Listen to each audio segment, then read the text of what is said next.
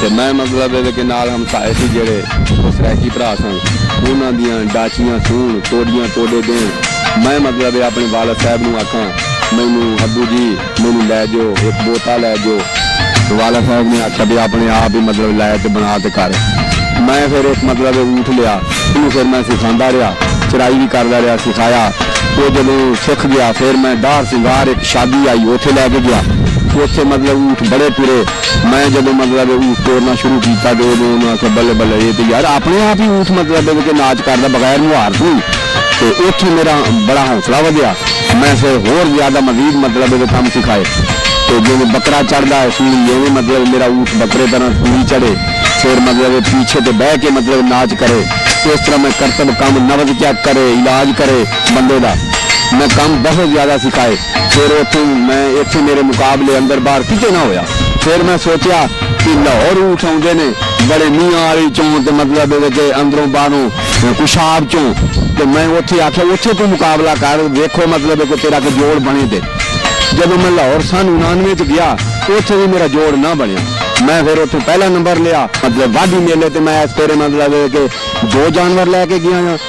ਕਿਹੜੀ ਗੱਲ ਸਿੱਧੀ ਨੂੰ ਸੁਧਾਰਨੇ ਦਾ ਫੈਸਲਾ ਕੀਤਾ। ਬਚਪਨ ਤੋਂ ਊਠ ਪਾਲਣੇ ਦੇ ਸ਼ੌਕੀਨ ਮੁਹੰਮਦ ਹਨੀਫ ਨੇ ਆਪਣੇ ਵਾਲਿਦ ਤੋਂ ਊਠ ਪਾਲਣੇ ਲਈ ਫਰਮਾਇਸ਼ ਕੀਤੀ, ਪਰ ਉਹਦੇ ਵਾਲਿਦ ਨੇ ਮਨਾ ਕਰ ਦਿੱਤਾ ਕਿ ਊਠ ਉਹਦੇ ਬੱਚੇ ਨੂੰ ਕੋਈ ਨੁਕਸਾਨ ਨਾ ਪਹੁੰਚਾ ਦੇਵੇ। ਪਰ ਕਦੀ ਸ਼ੌਕ ਦਬਾਅ ਨਾਲ ਨਹੀਂ ਮੁੱਕ ਸਕਦਾ। ਆਪਣੇ ਵਾਲਿਦ ਤੋਂ ਮੁਸਲਸਲ ਇਸਰਾਰ ਦੇ ਨਾਲ ਉਹਨੇ ਖੁਦ ਵੀ ਮਿਹਨਤ ਮਜ਼ਦੂਰੀ ਸ਼ੁਰੂ ਕਰ ਦਿੱਤੀ ਤੇ 17,000 ਰੁਪਏ ਦੀ ਕੀਮਤ ਨਾਲ ਇੱਕ ਊਠ ਦਾ ਬੱਚਾ ਖਰੀਦ ਲਿਆ ਤੇ ਉਹਦੀ ਪਰਵਰਿਸ਼ ਸ਼ੁਰੂ ਕਰ ਦਿੱਤੀ। ਆਪਣੇ ਸ਼ੌਕ ਦੀ ਖਾਤਰ ਉਹਨੇ ਦਿਨ ਰਾਤ ਇੱਕ ਕਰਕੇ ਊਠ ਨੂੰ ਡਾਂਸ ਕਰਨਾ ਸਿਖਾਇਆ, ਥੱਲੇ ਡਿੱਗੀ ਹੋਈ ਲਾਠੀ ਚੱਕਣੀ ਸਿਖਾਈ।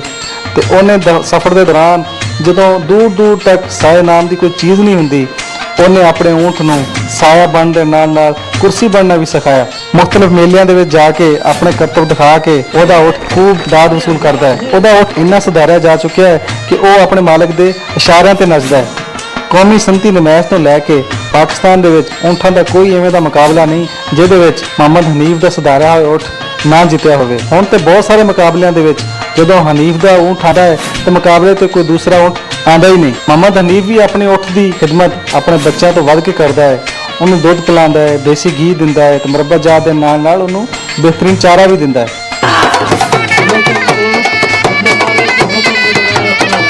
ਹੁਣ ਉਹਨੇ ਆਪਣੇ ਸੋਹਣਾ ਨਾਮੀ ਊਠ ਦੇ ਨਾਲ ਨਾਲ ਇੱਕ ਹੋਰ ਊਠ ਵੀ ਸੁਧਾਰਨਾ ਸ਼ੁਰੂ ਕਰ ਦਿੱਤਾ ਹੈ ਜਿਹਦਾ ਨਾਮ ਉਹਨੇ ਹੀਰਾ ਰੱਖਿਆ ਹੈ। ਊਠਾਂ ਨੂੰ ਪਿਆਰ ਤੇ ਉਹਨਾਂ ਦੀ ਖਿਦਮਤ ਕਰਨਾ ਮੁਹੰਮਦ ਹਨੀਫ ਦੀ ਜ਼ਿੰਦਗੀ ਦਾ ਨਸਬੋ ਲੈਨ ਬਣ ਚੁੱਕਿਆ ਹੈ।